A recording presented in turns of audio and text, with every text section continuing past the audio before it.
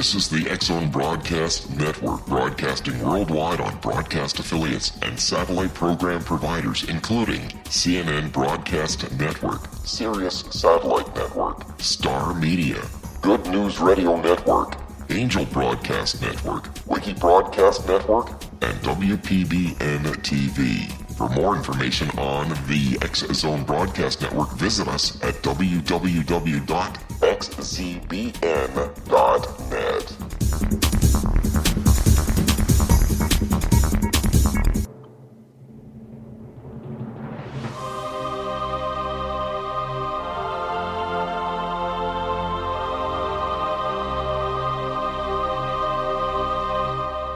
The Science of Magic with Gwilda Wiyaka is largely an opinion talk show. All opinions, comments, or statements of fact expressed by Gwilda Wiyaka's guests are strictly their own and are not to be construed as those of the Science of Magic or endorsed in any manner by Gwilda Wiyaka, Relmar McConnell Media Company, its affiliated networks, stations, or employees.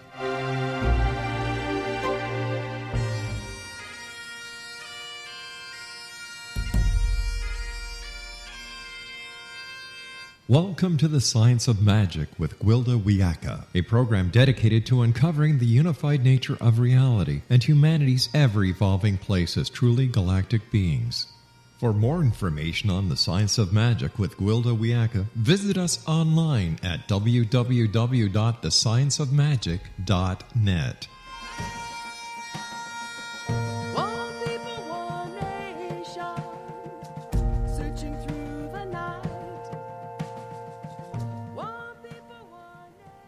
Hello again, folks, and welcome to the Science of Magic, a program combining the science and magic of today's leading topics to co-create new solutions. I'm your host, Gwilda Wiyaka. This hour we'll be exploring quantum dancing. I'm not sure when it happened, but we've become shackled to mundania. Our reality limited to a very small portion of our potential to experience. We're restricted to less than half of what our five senses can register. My Celtic shamanic teacher taught that our spirit reaches to the edge of the universe and beyond, yet we perceive ourselves as nothing more than these tiny physical forms.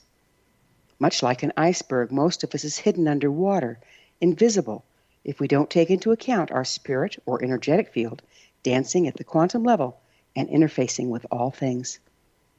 Is there another way of perceiving than the linear mind? How can we access this forgotten source of information? How can we make sense of what comes through from the realm of spirit? How can we know what is real? Our guest this hour has some very interesting thoughts on the subject and may provide some valuable guidance into the realm of quantum dancing and psychic development. With us this hour is Melanie Barnum, a psychic medium, author, intuitive counselor, life coach, reflexologist, and hypnotist, who's been practicing professionally for almost 20 years.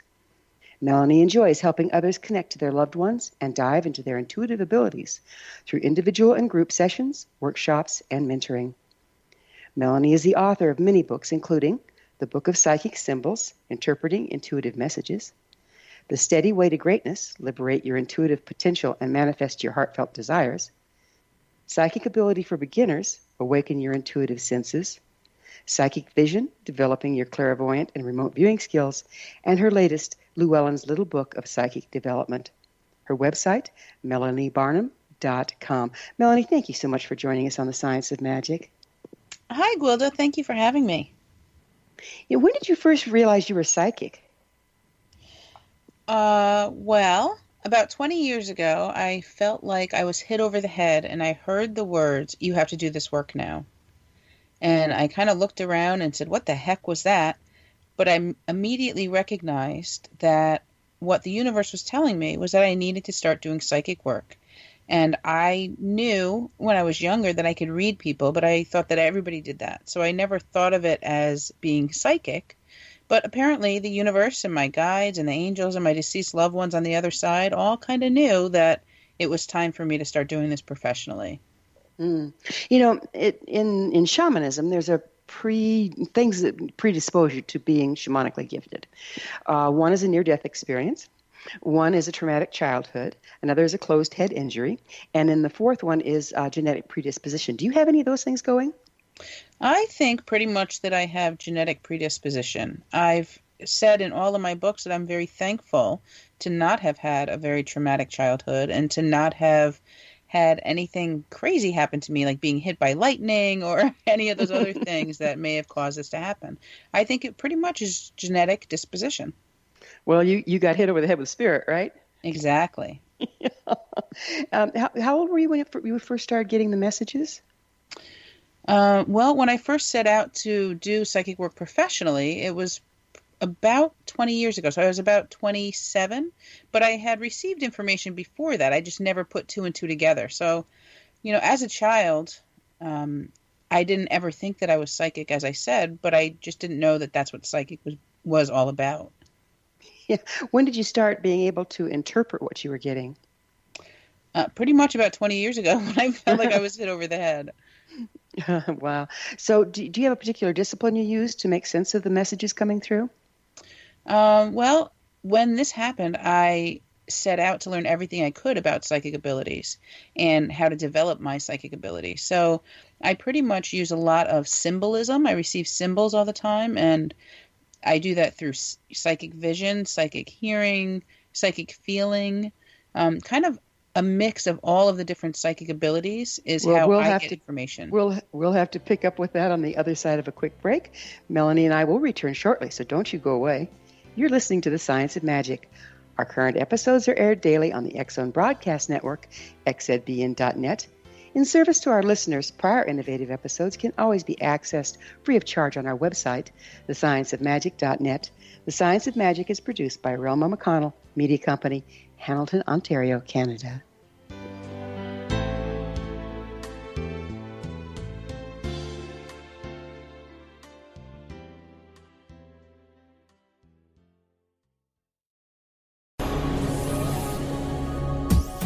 This is the X Zone Broadcast Network, broadcasting worldwide on broadcast affiliates and satellite program providers, including CNN Broadcast Network, Sirius Satellite Network, Star Media, Good News Radio Network, Angel Broadcast Network, Wiki Broadcast Network, and WPBN TV. For more information on the X Zone Broadcast Network, visit us at www.xzbn.net.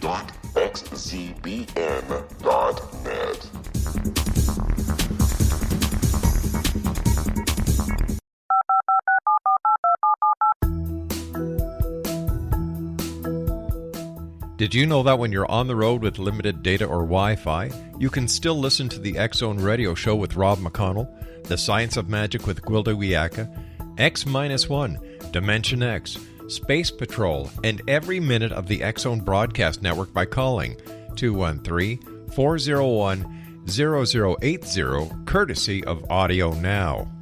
No smartphone, app, or internet needed. It saves your data plan, and it's free if you have unlimited minutes. Call 213-401-0080 to listen on any phone, anytime, anywhere. Remember 213-401-0080 for the best of the paranormal, parapsychology, and sci-fi radio programming anywhere, 24/7, 365.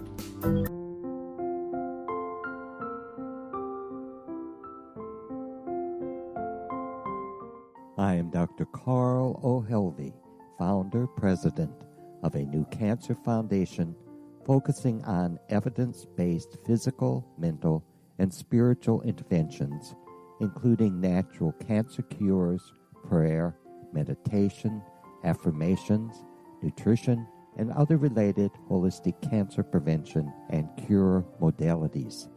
These are used in cancer education, research, and financing care. I ask for your help to continue this important work by donating at www.holisticcancerfoundation.com.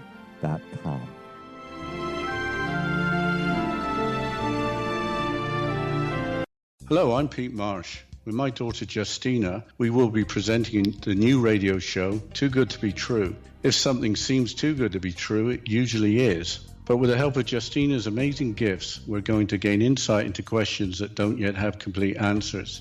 Have you wondered who built Stonehenge and for what reason? Why are crop circles found in the same region as Stonehenge and elsewhere?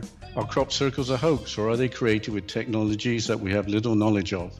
Who built the pyramids in Egypt and also in other countries? How and why were they built? Was the Titanic switched with the Britannic as part of a gigantic insurance fraud, or for more insidious reasons? What caused the Tunguska event when trees were flattened over an 800 square mile area in Siberia? Will the new insights be too good to be true? Well, that will depend on what you are prepared to believe. Please join us as we start on this journey together. For more information on Too Good to Be True, visit www.xzbn.net. Little children aren't the only ones afraid of the dark. Millions of soldiers return from war zones with PTSD, anger, frustration, fear, and loneliness, much of which surfaces during the darkness of the night. You have the chance to change the lives of these American heroes. Songs and Stories for Soldiers.us provides free MP3 players for these men and women. With a list of 3 million songs in 16 different styles, 100,000 audiobooks, and 30,000 old-time radio programs, every veteran can find something to soothe and comfort them at no cost. All our players contain an 8-hour audio program designed to help veterans fall asleep. With 1,500 plus vets now participating, it's our goal to deliver 10,000 audio players this year. Go to our website at songsandstoriesforsoldiers.us. Help us help a veteran make it through the night.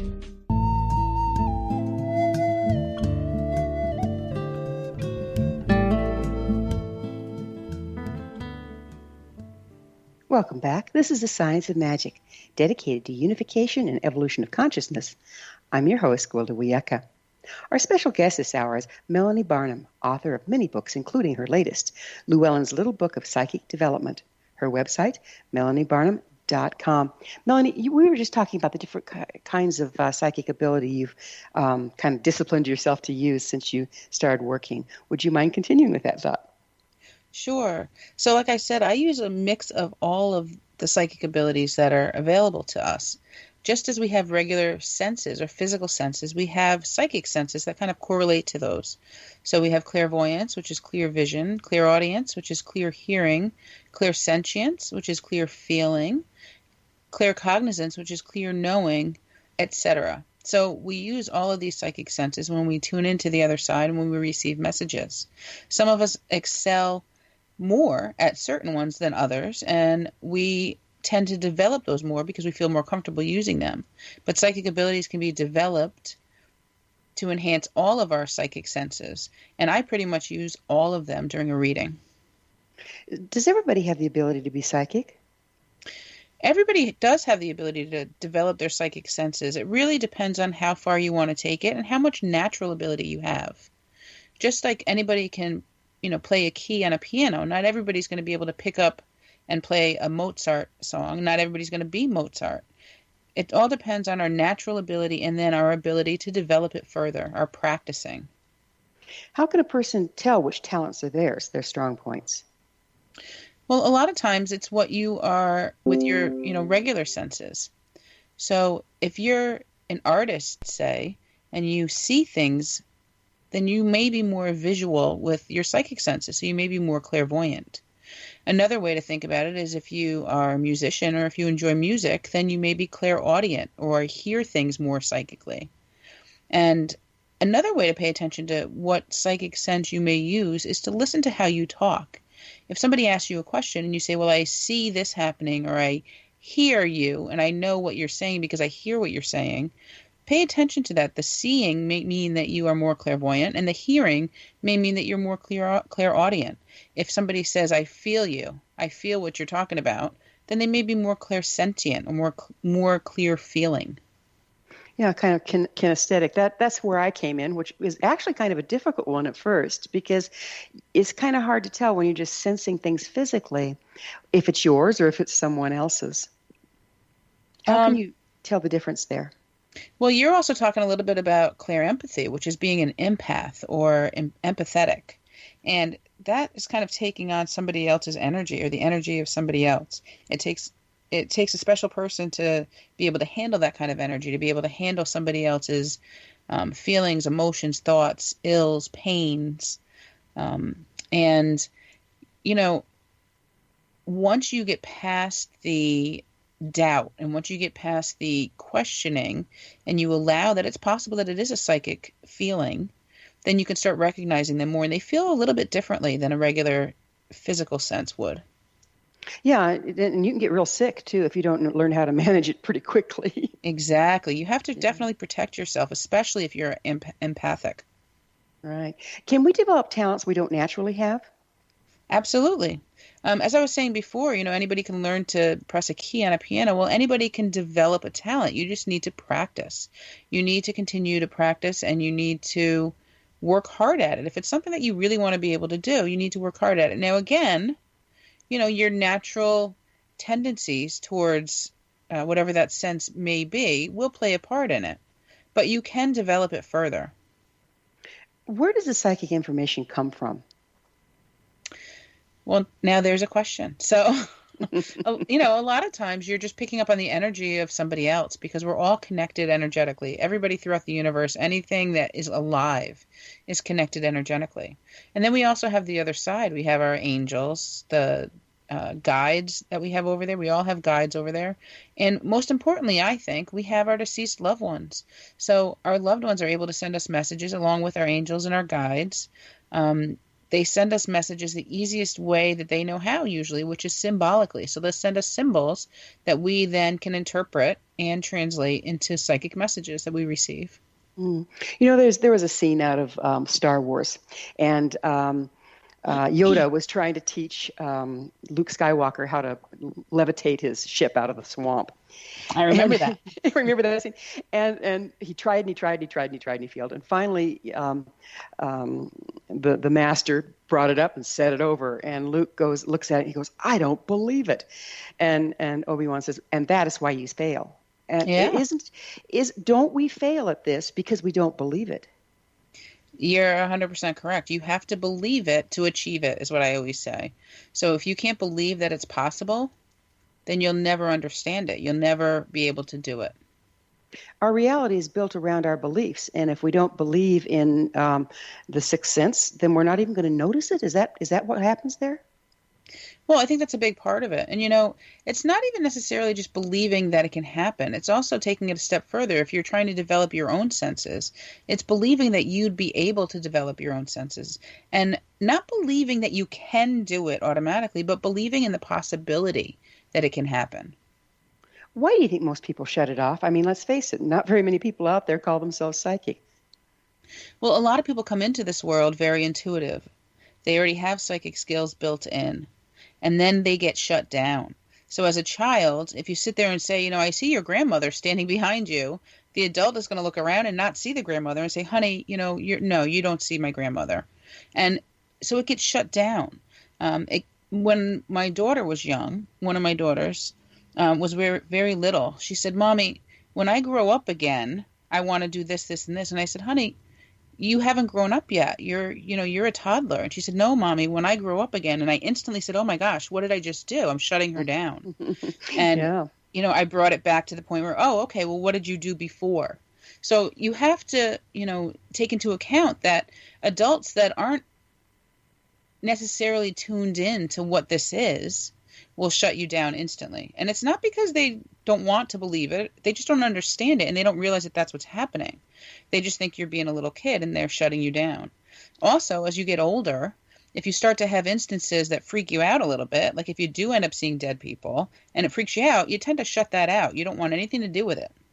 So, you know, a lot of times we go through life and we get shut down, or we shut it down ourselves, or we stop trying. We stop believing that that's what's going on. We just start believing that it's a coincidence possibly, or, you know, just my gut feeling, my gut instinct.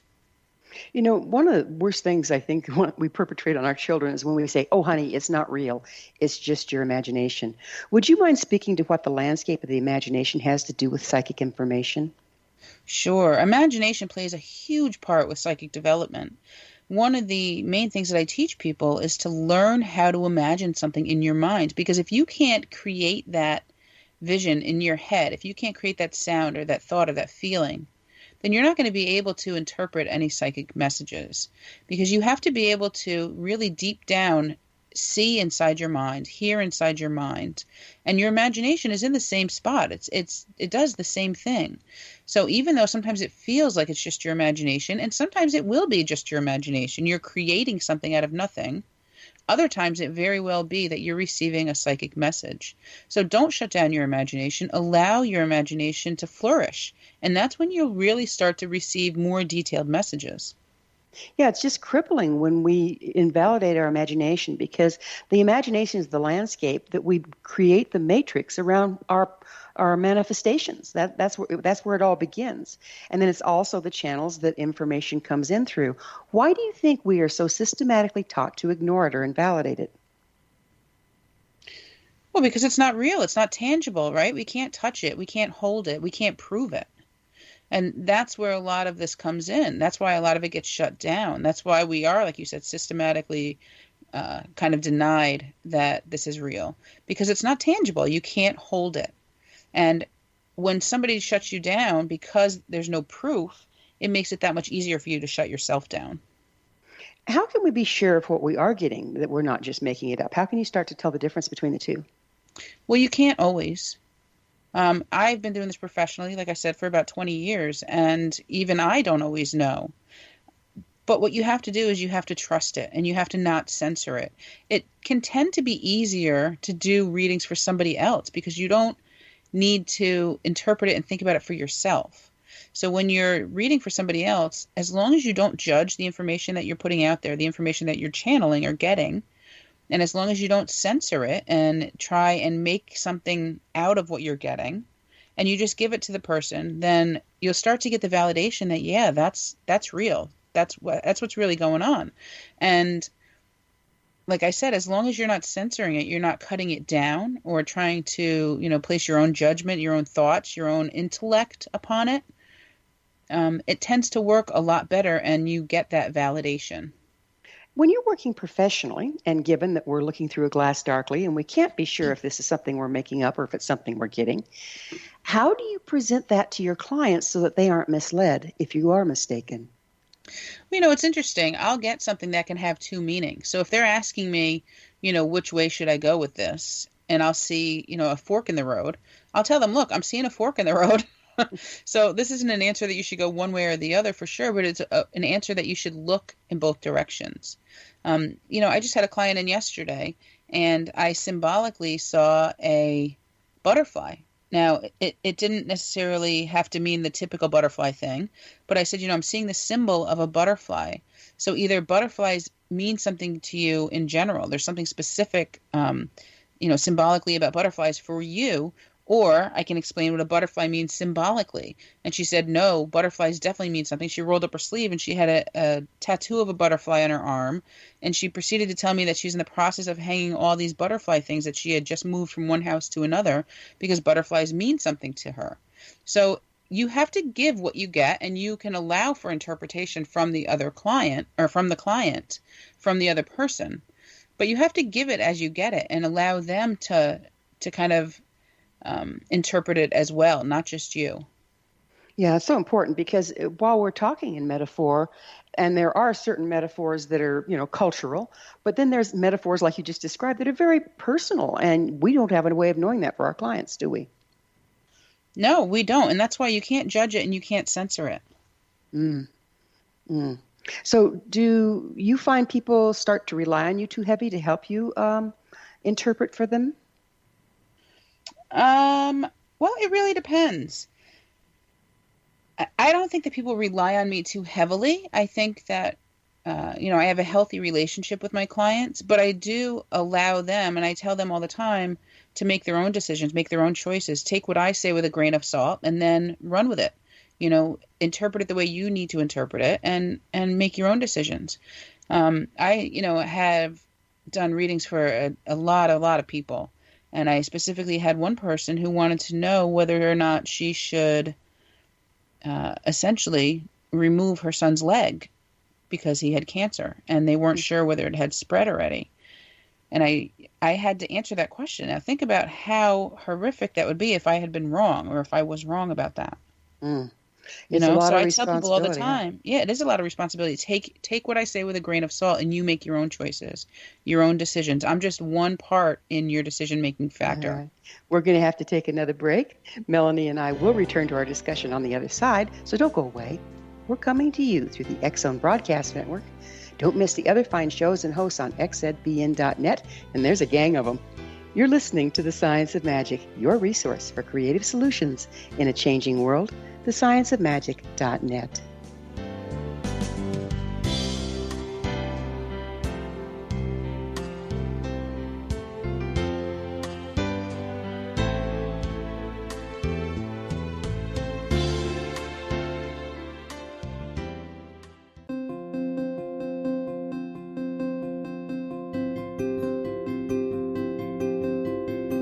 Dreams are our personal gateways into infinite wisdom. Don't miss shamanic counselor and indigenously trained dream decoder Sandra Corcoran's inspiring book, Shamanic Awakening Between the Dark and the Daylight.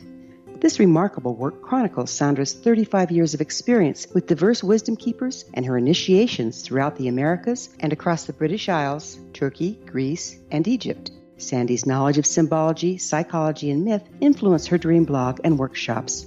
Sandy offers private tarot readings, international journeys, a meditative CD, as well as her book, Shamanic Awakening, to encourage you as you navigate this earth walk, creating a deeper connection to yourself and all that is. Find this and more at Sandy's website, starwalkervisions.com.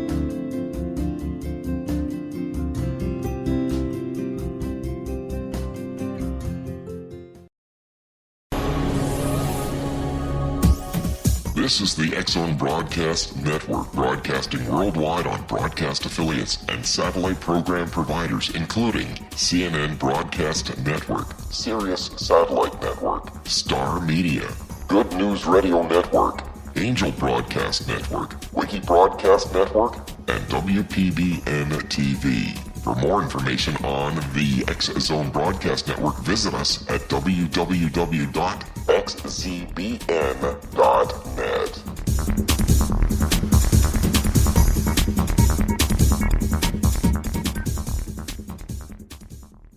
How would you like to be able to read other people's minds? Well, the next best thing is here. When you know how to read a person's name, you know how the person thinks, feels, and behaves.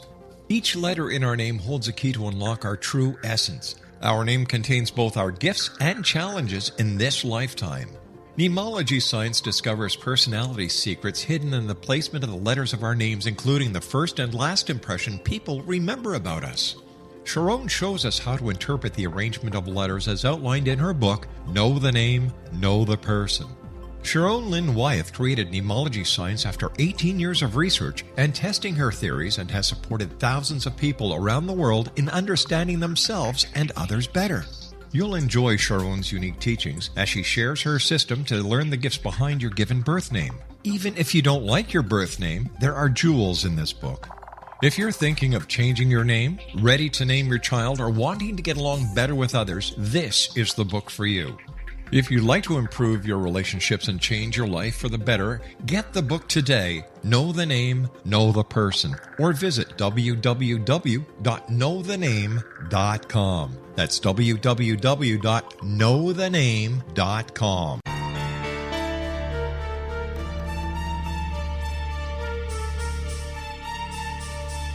Hello, I'm Justina Marsh, and with my dad Pete, we are going to present a new show called Too Good to Be True. Together, we are aiming to discover more truths about this world and beyond. Do you have unanswered questions about the world?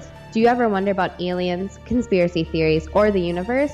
There are many shows discussing subjects such as pyramids or UFOs, but we want to relay this information based on our own research, including from spiritual means. Hopefully, listeners will be helped with their own beliefs and will appreciate the psychic insights that add to the previous research and information. We both look forward to sharing this insight and beginning this journey with our listeners. Visit xzbn.net for more information about when to listen.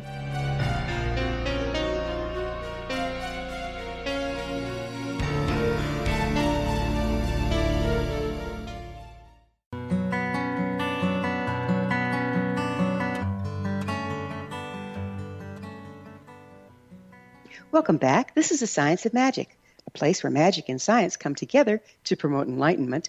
I'm your host, Gwilda Wiyaka. Our special guest this hour is psychic medium and author Melanie Barnum. Her website, melaniebarnum.com. Melanie, what do dreams have to do with psychic information? Well, there's a couple different ways to look at dreams when you're talking about psychic information. We dream about things that we're processing during the day, and that's just a regular dream.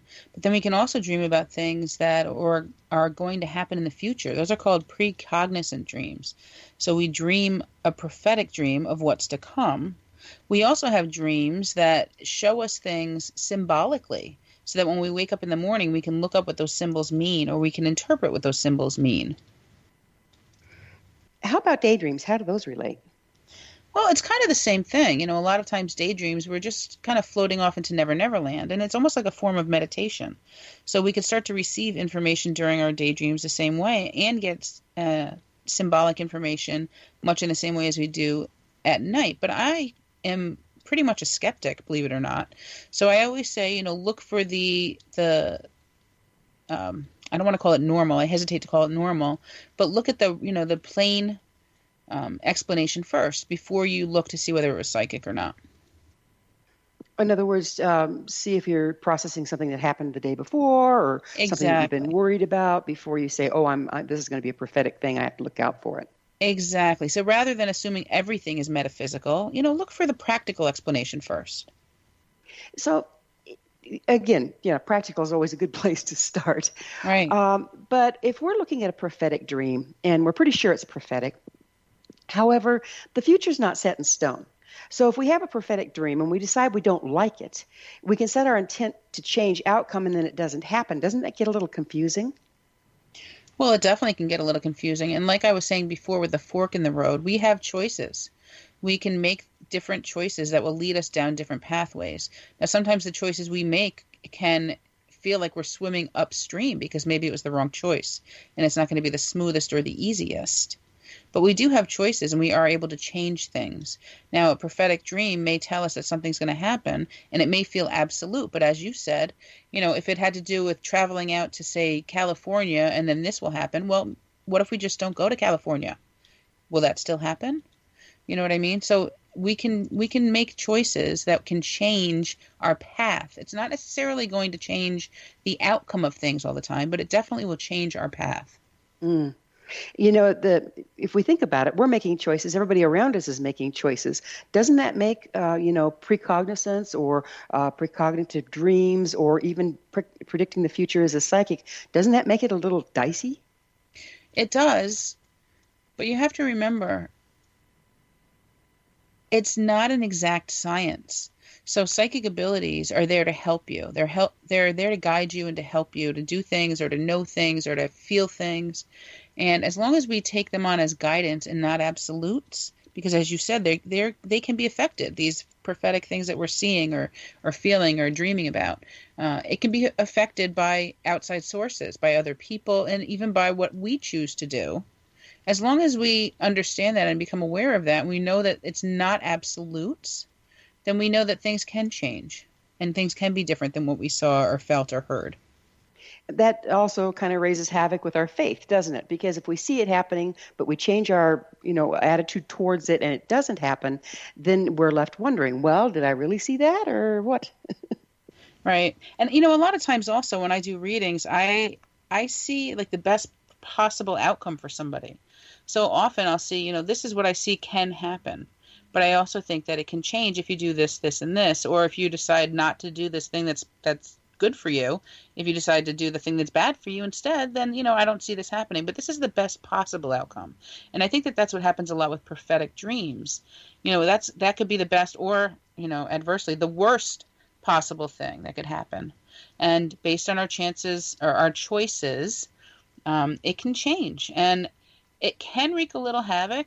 But at the same time, everything, that I tend to tell people, or I shouldn't say everything, but most of the things I tend to tell people, if it's more prophetic based, they do tend to happen. So regardless of the choices, it may take a little bit longer or it may take a little bit of a different spin, but it does tend to happen.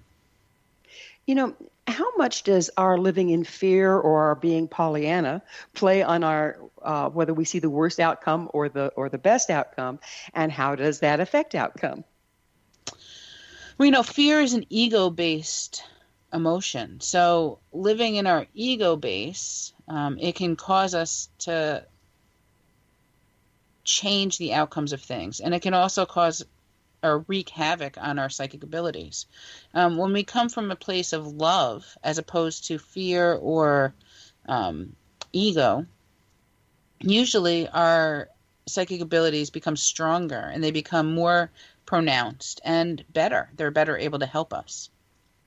Yeah, fear can sure shut it down, can't it? It's like when we are very, very damaged and have a lot of patterns going and a lot of knee-jerk reactions, the way we interpret the world is skewed, and that would affect our psychic ability, doesn't it? Absolutely. Without a doubt. That affects our physical reality, too. Yeah, and not a pretty way.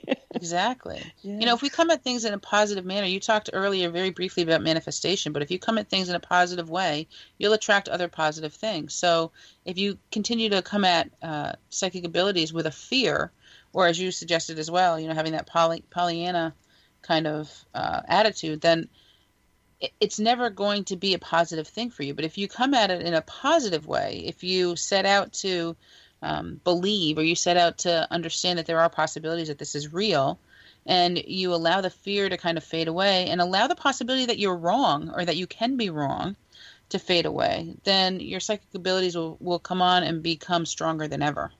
Mm. What kind of training does a person need in order to work as a professional psychic on behalf of others? It really depends. It depends on how much natural ability you have.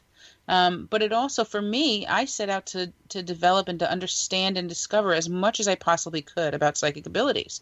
And by doing that, it allowed me to become not only stronger because of my own practice, but I became stronger because I was practicing with other people. So it really depends on the type of training that you have, whether you go in one-on-one sessions with somebody, mentoring, whether you read books and do all the exercises in the books, whether you take classes with 500 other people and a professional teaching it. It really depends on how you naturally learn how to do things, what your genetic predisposition or your natural psychic ability level is to begin with, and what you enjoy. I always tell people, learn in a way that you enjoy. I enjoy learning with other people. I also enjoy learning by reading books. So that's what I tend to do. I like to go to classes. I like to kind of hide who I am a little bit because I want it to be about everybody else too, not just about me. So I enjoy going to classes and learning with other people because it raises the energy in those classes. But, you tend to start out with an overview of what psychic ability is and how you can tune into it. And then you tend to get drawn to what you're really the best at, what you have a propensity for, which ability you have a propensity for. And then you tend to kind of go back out again and experiment with other senses. So I think it really depends on who you are, what's available in your area, what types of books you can get, and what you enjoy doing.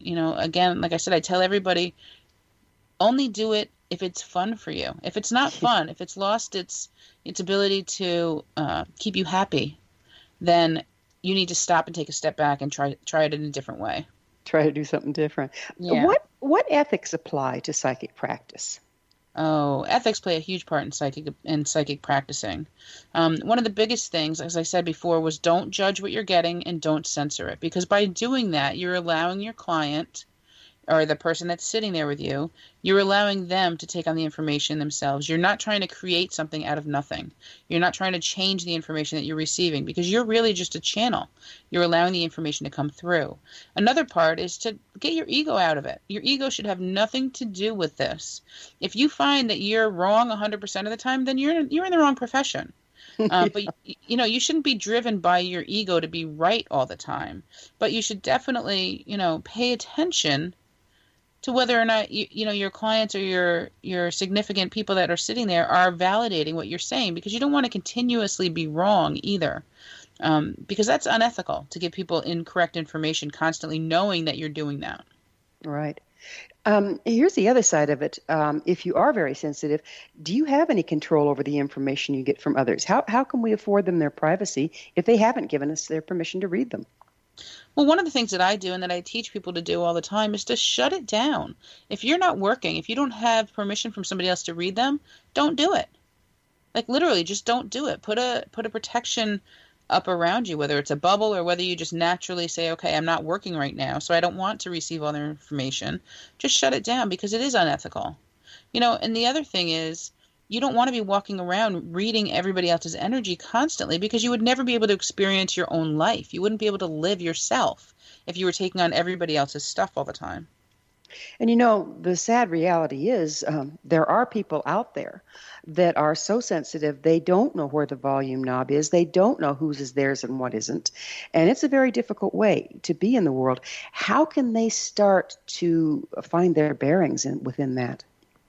Well, they have to do some psychic protection. As I said, there's so many different meditations you can do that can begin to enable you to protect yourself from other people. One of the most common ones is to put a bubble around you. Imagine a bubble around you, and that only, positivity can come into that bubble, and you're censoring out or you're filtering out information that you're not supposed to have from other people.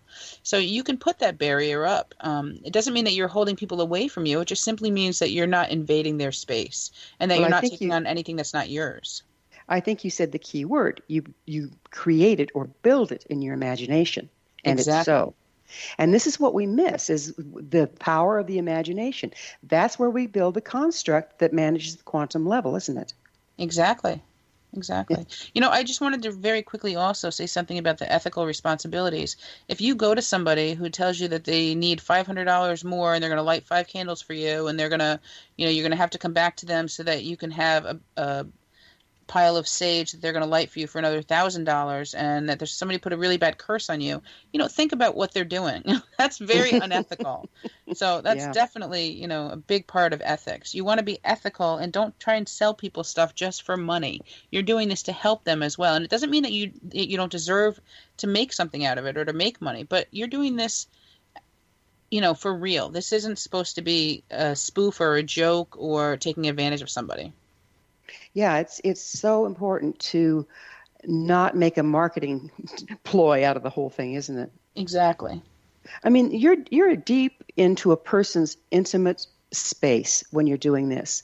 How do you regard that? How do you respect that enough? Well, pretty much like I said, you put up barriers. You don't want to use your ego. You don't let your ego go. So if you are, deep into somebody's space and you're doing a session for them, then absolutely you want to go as deeply as possible, but you also want to be as ethical and as kind as possible. So you want to present them with the information you're getting in a kind way, even if it's really bad news that you're receiving. And you, again, always want to tell them, take what I say with a grain of salt, go research what I just said, and, maybe I'm wrong. Always leave that open as a possibility. Maybe I'm wrong. This is what I'm receiving, and this is what it usually means, but it could mean something else for you. Go research that. Well, we're going to have to take another break. Melanie and I will be back shortly, so don't leave us now. This is The Science of Magic, your resource to altruistic professionals of science and the esoteric, working to create common ground for the betterment of our world. Join our email family to receive our amazing topic-driven episode collections at thescienceofmagic.net.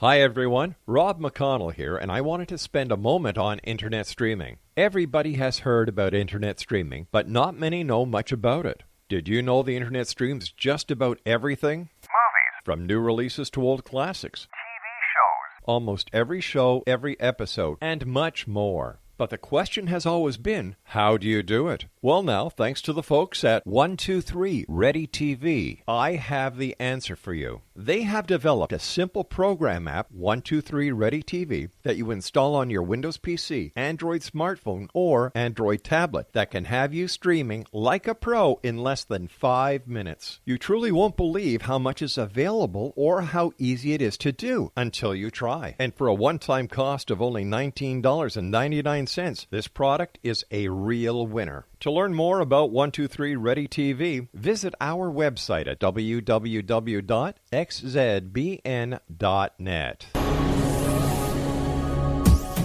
This is the X-Zone Broadcast Network, broadcasting worldwide on broadcast affiliates and satellite program providers, including CNN Broadcast Network, Sirius Satellite Network, Star Media, Good News Radio Network, Angel Broadcast Network, Wiki Broadcast Network, and WPBN TV. For more information on the X-Zone Broadcast Network, visit us at www.xzbn.net.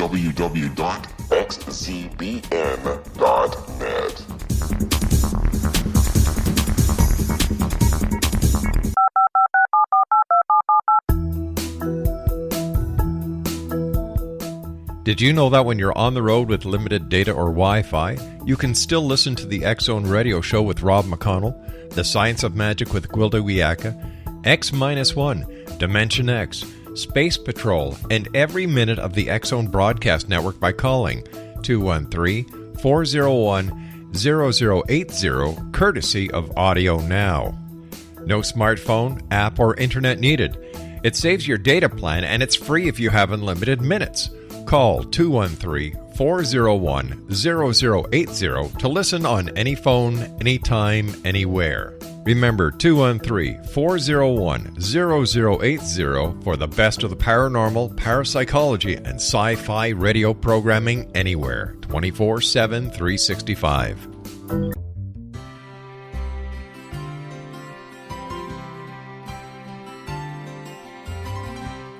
True healing must address 4 levels: physical, emotional, mental, and spiritual, for us to live joyful and productive lives. We tend to treat 3 of the 4, leaving the spiritual languishing. If you're tired of the same dysfunctional patterns cropping up in your life, Soul Balancing is for you. Trixie Phelps, owner and founder of Soul Balancing, is a naturally gifted energy healer trained in numerous esoteric forms, including shamanism. Trixie has created a powerful modality that safely and effectively clears your energetic field. A Soul Balancing session can remove interference, heal trauma, and restore your hope. Contact Trixie for a life-changing long-distance session today, www.soulbalancing.world.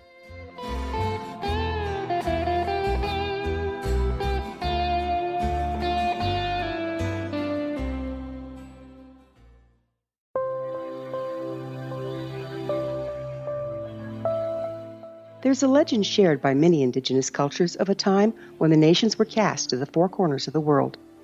Each nation was given a body of sacred knowledge that held a different portion of the truth to preserve. True reality could not be known until all the nations reunited, combining the information. If a single one was missing, the world could not be reborn and darkness would prevail. The Science of Magic Radio is dedicated to reuniting the sacred knowledge. With the understanding, none of us has all the answers, but together we can open new perceptions and possibilities. Through our combined vision, the world can be reborn into a place where darkness no longer prevails. Join me, Gwilda Wiyaka, and the Science of Magic daily on the X-Zone Broadcast Network, xzbn.net, or visit us at thescienceofmagic.net.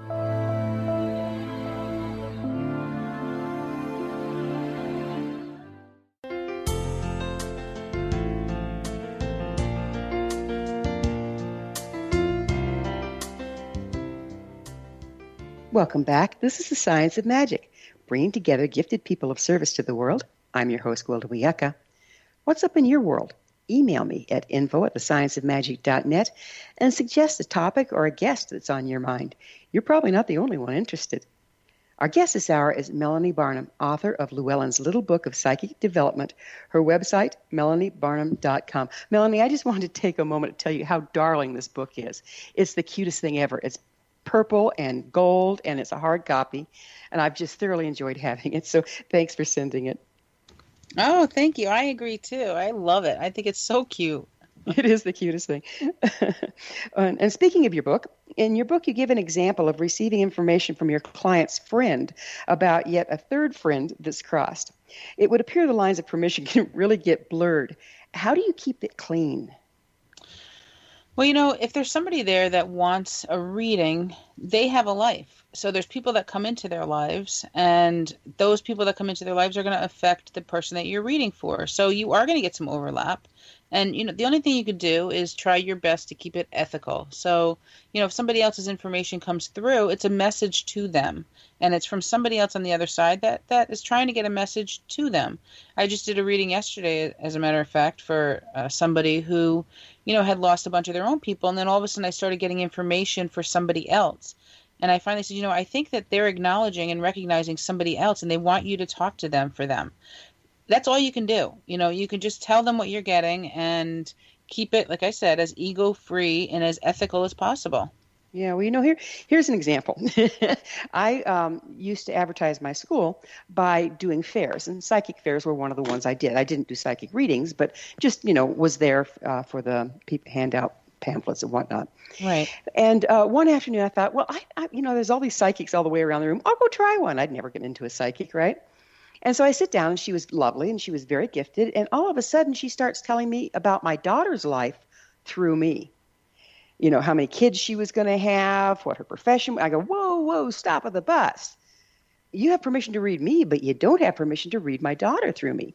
And what was amazing, she was very, very accurate, but it felt kind of invasive, and that's what I'm talking about there. Yeah, there's definitely a difference. I mean, if you come in for a reading and I pick up on some information about your daughter because she's your daughter, that's normal. But if the whole reading turns and it's about your daughter entirely, then, your daughter needs to either decide that she needs to come in for a reading, or you need to stop the session and reboot. Right, reboot, I like that.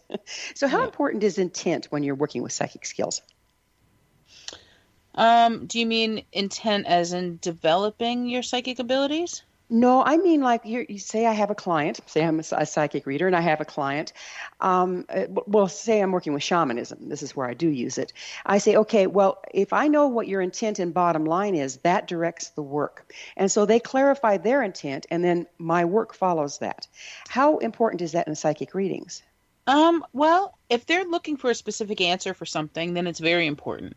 Otherwise, if they're just coming in for a general psychic reading, possibly, connecting to some loved ones on the other side, then their intent necessarily is not the biggest part of the reading or the focus of the reading. Because the way that I work anyway is before you come in, I sit down and I meditate for about 10 minutes. And I write down everything that the universe pretty much tells me about you. So I'll write down everything that I get, which can include, who you are as a person, what your characteristics are, possibly what you look like, and, maybe your profession or what's going on in your life, current events. Did you just move? Did you just have a baby? Stuff like that. And then I also connect to people from the other side, loved ones that are on the other side. And by the time we end up getting through just this one sheet of paper, and I end up going everything that's on, going over everything that I've written down, the question or the main question they may have come in for, we've already answered. So to me, intent isn't necessarily as important because everything ends up getting addressed. Everything ends up getting answered. And then at the very end, I always leave 5 or 10 minutes to say, okay, is there anything that we haven't touched on that you want to know about? And that, usually it's, we've pretty much talked about everything, but how about, this? What can you tell me since we talked about this already? What can you tell me, is going to happen if I do that? So intent is important in some ways, and the intent to come with an open mind is huge. But beyond that, I think it usually gets answered because the universe kind of knows why you're there. Right. And you're coming from a totally different area than I do. You're reading what's in a person's space where I'm helping them mend what might be standing between them and where they want to go. Coming at it from different angles, really. Right. And if that's the case, if they come in because they want to make a change and they want to know how to do it, or they want to know, what's holding them back, then absolutely we'll address that. Yeah. Another thing that with this work is it seems like we can be very penetrating and oftentimes see into a person's life beyond where they want to look. How do you know when it's in their best interest to speak everything? Do you have a way that you don't see things that would not be good for them to see? Well, as I said before, I always try and be kind and I try and be ethical. So the information that I get will touch on, and you can tell if they want to go deeper into something or if they don't want to. For instance, I just had somebody come in where, I don't usually get into stuff like this, but for some reason, I was getting information that said they needed to stop smoking. And I looked at her and I said, I know that that's a difficult thing, and I know it's none of my business, and I know that, You can do whatever you want with it, but I'm getting the information that you really need to try and stop smoking. And that is a really touchy subject for most people that do smoke. Yeah, addictions are wonderful, right? Yeah, I said, you can take it for what it is and do with it what you want, but I'm going to let you know what they're letting me know, because it can be a pretty big deal. And then I dropped it. I didn't take it any further. I didn't tell her how to do it. I didn't tell her she needed to do it. I didn't tell her what was going to happen if she didn't do it. But then I dropped it and I let it go because it was a touchy subject. And I know that seems kind of silly when you're just talking about smoking, but it was a very touchy subject. Well, addictions are amazingly complex. I mean, we don't just do them because we want to have an addiction. There's a lot of hidden things behind them. Exactly. Yeah. So it becomes very personal, which is why that I think is a great example of that. It's a very deep thing. It's a very personal and personalized thing for somebody to deal with. Very, very. Let's talk about chakras a little bit. What does the chakra system have to do in your ability to read other people? Well, your chakras are like your spiritual battery. So they tend to pulse out or to transmit energy and, work with energy within their body. But I'm also able to pick up and read that energy. So it helps me to read somebody and read the energy of somebody, where they're balanced, where they're unbalanced, what they might be missing in their lives, what they need more of in their lives, etc. So you're reading their chakra systems and how balanced they are and getting information from that. Yeah. And also, like I said, I mean, you've heard the expression, people wear their heart on their sleeves. It's the same thing. You kind of wear your chakras on your sleeves as well. Your aura is right there. So we pick up the information that is, kind of metaphysically being sent out to us. And how about the other way around? Do you use your chakras, do you believe, in your ability to read? I absolutely do. As I said before I do any session, I sit down and I meditate for about 10 minutes, and that meditation is usually opening up my chakras and tuning in my chakras. I use all of my chakras to do the work, but the main chakras that I focus on, where I feel things as I'm going up, my kind of 7 major chakras, I focus on my throat, my communication chakra. I focus on my intuitive or psychic sight chakra, which is my third eye, and I focus on my crown chakra, where I'm receiving all the information. And like I said, I open up and I try and balance as best I can, and open and reach with my other chakras as well, so that I can feel and be grounded in the information and the meditation that I'm doing, and the information that I'm channeling and receiving from my clients. Isn't that also a good way, if you're empathic, to come back into yourself, is to rebalance your personal chakras to nature between sessions? Absolutely. I tell people all the time, go hug a tree. It really is a good thing to do, because like you said, coming back to nature, it really brings that bond back and it grounds you. Amazing. We have about a minute left, a little over. What is the best advice you can give someone to develop their psychic skills, and what's the best reason to do it? Well, the best advice I could give somebody to develop their psychic skills is to be open to any possibilities. Be open to the possibility that anything can happen, that you can develop any of your abilities. Don't limit yourself. And then start by practicing. Pick up a couple books that have experiences, exercises, hands-on things that you can start studying and start doing, and see what you're drawn to. See what feels right. See what feels good. It seems like we're living in very uncertain times. Isn't it more important to have a little bit of precognitive ability now than in times past? Yeah, well, we think that it is. We think that we really need to know what's going to happen because we are living in some scary times now. But think about, way back when in the caveman days, it was pretty important to know whether a saber-toothed tiger was coming at you, So it's all kind of relative. The more that we can develop our abilities to help keep us safe and to keep our loved ones safe, the better off we'll be. And the more that we can kind of tune in to help us kind of get rid of all the little stuff that we don't really need to deal with every day on a daily basis. And if we just knew the outcome or the answer to something, then the better off we'll be as well. Well, Melanie, we're out of time. Unfortunately, it flies, and we are out of it. Thank you so much for being on The Science of Magic with us. Thanks, Gwilda. I really enjoyed it. Real pleasure. Our guest this hour has been Melanie Barnum, a psychic medium, intuitive counselor, life coach, reflexologist, hypnotist, and author of many books, including her latest, Llewellyn's Little Book of Psychic Development. Her website, melaniebarnum.com. This has been The Science of Magic. Until next time, dear ones, may you be blessed with knowledge and comforted with love as you engage your intuition. One people, one nation, searching through the night. One people, one nation, searching for the light. One people, one nation.